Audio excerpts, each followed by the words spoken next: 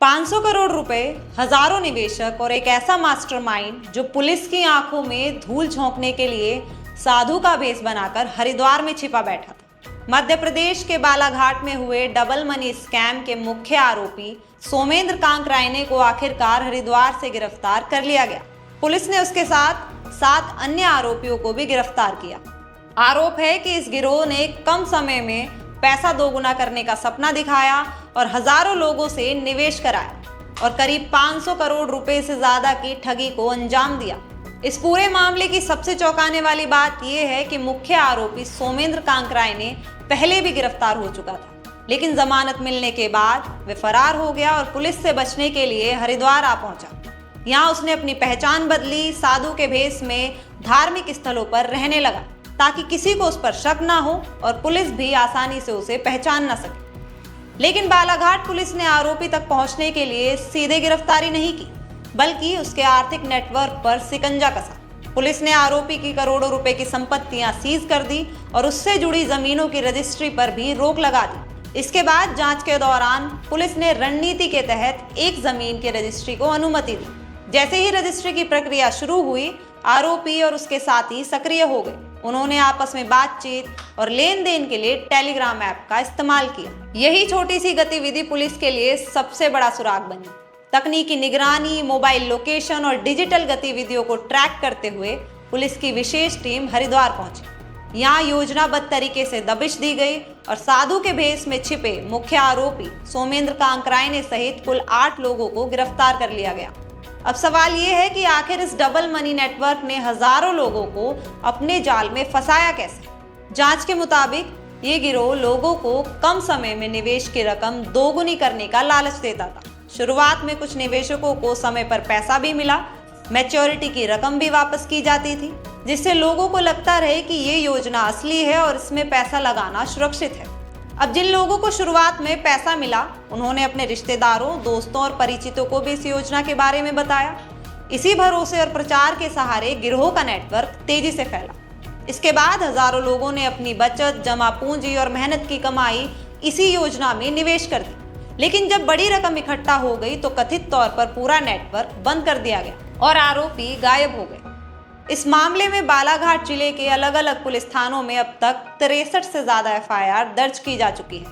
ठगी की कुल रकम 500 करोड़ रुपए से अधिक बताई जा रही है। हालांकि पूरी राशि का सही आंकड़ा वित्तीय जांच पूरी होने के बाद ही सामने आएगा। शुरुआती जांच में इस गिरोह के तार मध्य प्रदेश तक सीमित नहीं मिले। पुलिस के अनुसार इसका नेटवर्क महाराष्ट्र और छत्तीसगढ़ तक फैला हो सकता है। अब गिरफ्तार आरोपियों के बैंक खातों, मोबाइल फोन, टेलीग्राम चैट, जमीनों, संपत्तियों और पूरे वित्तीय लेन देन की जांच की जा रही है। आरोपियों को न्यायालय में पेश कर पुलिस रिमांड पर लेने की तैयारी की जा रही है। माना जा रहा है कि पूछताछ के दौरान इस 500 करोड़ रुपए के कथित डबल मनी घोटाले से जुड़े कई और नाम और ठिकाने सामने आ सकते हैं। फिलहाल हरिद्वार में साधु बनकर छिपे इस आरोपी की गिरफ्तारी ने एक बार फिर साफ कर दिया है कि ज्यादा और जल्दी मुनाफे का लालच कई बार जिंदगी भर की कमाई डुबो सकता है। क्योंकि इसमें जिला बालाघाट में 2022 में कई प्रकरण एक साथ दर्ज हुए थे, जिसमें लांजी और किरनापुर थाना क्षेत्र में काफी बड़ी संख्या में जो निवेशक हैं, खासकर गांव वाले, टीचर्स, कर्मचारी, इनके माध्यम से कुछ लोगों के द्वारा कंपनीज बनाई गई। पहले इन फर्जी कंपनीज के माध्यम से लोगों से पैसा इकट्ठा करते थे और ये बताया जाता था कि ये पैसा हम जमीन में निवेश कर रहे हैं और जमीन में निवेश करने के बाद आपको उसमें काफी अच्छा रिटर्न मिलेगा। अमूमन मार्केट में रिटर्न 10-12% होता था, पर ये लोग 50%, 100% रिटर्न का वादा करते थे और बहुत कम समय में, 6 महीने में पैसा डबल, 15 दिन में पैसा डबल। कई बार तो कई जो कंपनीज थी उन्होंने तो ये तक बोला था कि भाई 2 दिन में पैसा डबल। तो मुझे लगता है कि इसके कारण काफी सारी, और ये लोग अपनी लाइफस्टाइल इतनी बड़ी दिखाते थे, बड़ी गाड़ियों से घूमेंगे, महंगे कपड़े पहनेंगे, आपको विदेशों की फोटो दिखाएंगे। तो हर आम आदमी को ये लगता था कि भाई शायद ये लोग कोई सही तरीका कर रहे हैं जिससे कि पैसा डबल होता है। इसके तहत banning of unregulated deposit schemes act के तहत जिला बालाघाट में उसमें प्रकरण दर्ज किए गए थे। वर्तमान में करीबन 63 से ज्यादा मामले हैं जो दर्ज हैं। उसमें उस समय से 2022 से जो वांछित अपराधी थे, इसमें खासकर सोमेंद्र कांकरायने, तानिश मंसूरे, राकेश मंसूरे, योगेंद्र कांकरायने और बाकी अन्य जिनके साथीगण थे, उनको आज बालाघाट जिला पुलिस ने लगातार 1 महीने तक सूचना संकलित करते हुए इंफॉर्मेशन उनके बारे में उनको आज गिरफ्तार किया है। गिरफ्तार करने के बाद उनको माननीय न्यायालय के समक्ष कल प्रस्तुत किया जाएगा। इसी के साथ साथ मुझे उम्मीद है कि बर्ड्स एक्ट के तहत इनके माध्यम से करीबन हम लोग 11 करोड़ रुपए नकद और करीबन 20 करोड़ के आसपास जो है जो उनके बैंक अकाउंट्स और कुर्की वाली जमीन है उसमें हम लोगों ने फ्रीज कर रखा है, जिससे निवेशकों का जो पैसा है, खुले वाले निवेशकों का, वो वापस दिलाने में सहूलियत होगी। और जो ट्रायल की प्रक्रिया है जो करीबन 4 साल से रुकी पड़ी थी, क्योंकि ट्रायल का सिद्धांत उस समय ये कहता था कि जब तक आरोपी नहीं रहेगा उसके समक्ष के उसकी उपस्थिति के बिना आप ट्रायल नहीं कर सकते। मुझे लगता है कि उसी चीज़ का फायदा दिलाने की कोशिश हम लोग निवेशकों को करेंगे। और आपके माध्यम से सभी से अपील है कि प्लीज़ ऐसी किसी भी प्रकार की स्कीम्स, पैसा बढ़ाने की स्कीम सब फ्रॉड होती है। कोई भी ऐसी रेगुलेटेड चीज़ नहीं होती जिसमें पैसा इतनी जल्दी से बढ़े। आप सब अपने धन दौलत राशि को, आपकी बहुत मेहनत से आप कमाते हैं, उसको इस प्रकार के गलत लोगों के झांसे में आकर बिल्कुल बर्बाद ना करें।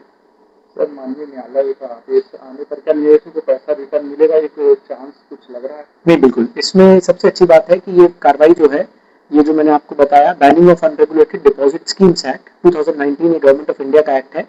इसके तहत एक बहुत महत्वपूर्ण प्रावधान है कि जितनी भी प्रॉपर्टीज हैं जो लोगों के, निवेशकों के पैसे से अर्जित की गई, चाहे वो गाड़ी हो, घर हो, बंगले हो, यहाँ तक कि कपड़े हो, ज्वेलरी हो, मोबाइल फोन्स हो, इलेक्ट्रॉनिक सामान हो और पैसा हो, ये सारी चीजें सरकार को कुर्क करने की पावर रहती है माननीय न्यायालय के आदेश के बाद। और कुर्क करने के बाद जो भी पैसा डिपॉजिट होता है वो सभी निवेशकों का जो मूलधन है उसको वापस लौटाने के लिए बिल्कुल इसमें सहयोगी भी रहेगा, मददगार भी रहेगा। और आपके माध्यम से सभी निवेशकों को भरोसा दिलाना चाहता हूँ कि जो हम कई बार बोलते हैं कि न्यायिक प्रक्रिया से जब भी पैसा वापस मिलेगा तो आपको न केवल ज्यादा खुशी होगी, परंतु आपके परिवार में भी ये समृद्धि लाएगा।